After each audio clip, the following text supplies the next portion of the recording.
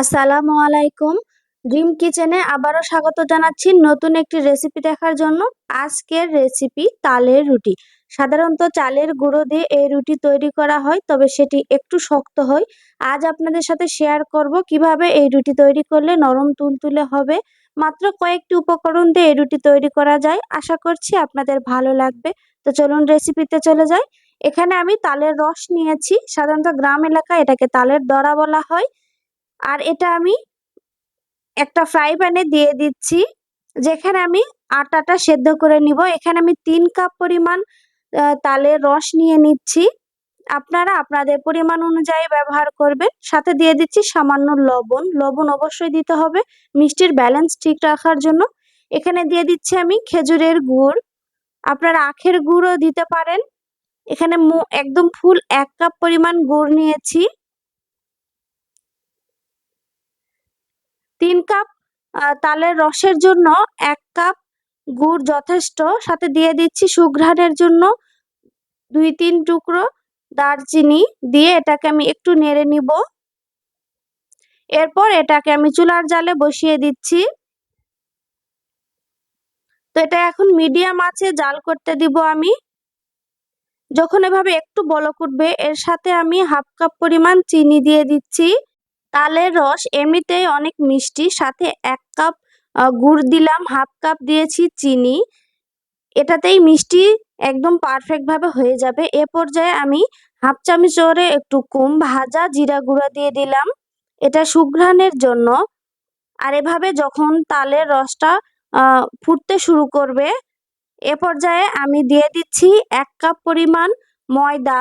ময়দা দিয়ে এটাকে আমি নেড়ে নিব। এই ময়দা দেওয়ার কারণে তালের রুটিটা বেশ নরম হয়ে যাবে। শুধু চালের গুঁড়া ব্যবহার করলে রুটি কিন্তু বেশ শক্ত হয়ে যায়। রুটি নরম করার জন্য আমি এখানে ময়দা ব্যবহার করেছি। ময়দা আর চালের গুঁড়ো একসাথে রুটি বানালে রুটি বেশ নরম হবে। আর এভাবে একটু বেশ খানিকক্ষণ মেশানোর পর এটা যখন ঠিক এরকমটা হয়ে যাবে, এ পর্যায়ে আমি এর সাথে দিয়ে দিচ্ছি চালের গুঁড়া। 1/2 কাপ করে আমি 2 বারে অ্যাড করে দিব। প্রথমে 1/2 কাপ দিয়ে এটাকে আবারও এভাবে খামির করে নেওয়ার চেষ্টা করব। পরবর্তীতে আমি আরো 1/2 কাপ চালের গুঁড়ো ব্যবহার করব। তো এটা এভাবে অনবরত নাড়তে থাকতে হবে। সাধারণত পানি দিয়ে আমরা যে রুটি খাই, সাধারণ রুটি, এই রুটিগুলার খামির খুব সহজেই হয়, কিন্তু তালের রুটির এই খামিরটা হতে একটু সময় লাগে। একটু বেশ খানিকক্ষণ ধরে এটাকে নাড়তে হয়। এবার আমি আরো 1/2 কাপ পরিমাণ চালের গুঁড়া দিয়ে দিলাম রুটির খামিরটা পারফেক্ট ভাবে হওয়ার জন্য।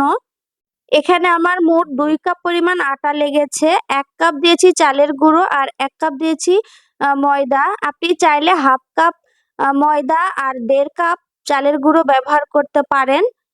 আমার রুটির খামির একদম রেডি হয়ে গিয়েছে। আর গরম গরম অবস্থাতেই এটাকে খুব ভালো করে হাতে মাখিয়ে নিতে হবে। এ পর্যায়ে একটু সাবধানে কাজ করতে হবে, যেহেতু গরম। চালের গুঁড়ো নিয়ে নিয়ে আমি এভাবে 2 হাতে খুব ভালো করে এটা মেখে নিব, না হলে এটা শক্ত হয়ে গেলে খুব ভালোভাবে রুটি বানানো যাবে না। তো হাতে একটু তাপ লাগছিল, তাই আমি আবার রুটি বেলনা নিয়ে এভাবে দিচ্ছি, তাহলে গরমের ভাবটা একটু কম লাগবে হাতে। তো বেশ খানিকক্ষণ এটা নাড়ার পর ঠিক সুন্দর একটা ডো হয়েছে। এটাকে আমি একদম ঠান্ডা করে নিব।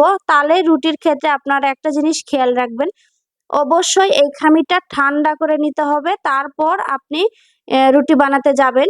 গরম অবস্থাতে আপনি খুব ভালো করে এটাকে মথে নেয়ার পর যখন সুন্দরভাবে এটা একদম মোল্ড হয়ে যাবে, তখন আমি খামিরটাকে ঠান্ডা করে তারপরে রুটি বানাতে যাব। তাহলে রুটি আর ফাটবে না, বা রুটি যে নরম একটা ইয়ে থাকে তালের রুটির, বিশেষ করে এই নরম ভাবটা থাকবে না। আপনি খুব সহজে সুন্দরভাবে রুটি বানাতে পারবেন। তো বেশ একটুখানি নিয়ে আমি একটা রুটির আকারে এটা খুব ভালো করে বেলে নিব। আর এখানে একটা কথা বলে রাখি, আমার চালের রুটি বা তালের রুটি এগুলো আমার খুব সুন্দরভাবে গোল হয় না। সেক্ষেত্রে আমি একটা টেকনিক ব্যবহার করে এটাকে গোল তৈরি করার চেষ্টা করি, যেহেতু গোল রুটি খেতে সবারই পছন্দ। আমি একটা রুটির মাপ অনুযায়ী ঢাকনা দিয়ে এটাকে কেটে নিচ্ছি। আর এ পর্যায়ে আমার রুটিটা খুব সুন্দর গোল হয়েছে। আমি সবগুলো রুটি একই পদ্ধতিতে তৈরি করে নেব। আর তালের রুটি একদম বেশি পাতলাও করা যায় না। আমি আরো একটা রুটি বেলে আপনাদের দেখিয়ে দিচ্ছি। তো আশা করছি আপনাদের এই রেসিপি ভালো লেগেছে। খুবই সিম্পল, অল্প কয়েকটি উপকরণ দিয়ে এমন সুন্দর রেসিপি তৈরি করা যায়। আর তালের রুটি বেশ কয়েকদিন ফ্রিজে রেখেও খাওয়া যায়, খেতে অসাধারণ লাগে। তো আপনারা অবশ্যই এই তালের সিজনে এইভাবে একটু রুটি বানিয়ে ট্রাই করে দেখবেন। আশা করছি ভালো লাগবে। ভালো লাগলে ভিডিওটিতে লাইক করে চ্যানেলটি সাবস্ক্রাইব করতে ভুলবেন না। ফ্রাই প্যানে আমি রুটিটা ভেজে নিচ্ছি। এই রুটি হালকা একটু অংশ একটু লাল লাল হয়ে যায় ভাজার সময়। তো এটা এমনিতে এমনই হয়। আর এই রুটিটা খুব বেশি যে ফুলে তাও কিন্তু নয়, কিন্তু খেতে অসাধারণ লাগে। আপনারা অবশ্যই একবার ট্রাই করবেন। তো আমার রুটি ভাজা হয়ে গিয়েছে। এভাবে আমি সবগুলো রুটি ভেজে নিব। আর দেখুন এটা কত সুন্দর হয়েছে, একদম ভাঁজ করা যাচ্ছে আর খুব নরম হয়েছে। তো আশা করছি ভালো লেগেছে। আজকের মতো বিদায় নিচ্ছি, দেখা হবে পরবর্তীতে। আল্লাহ হাফেজ।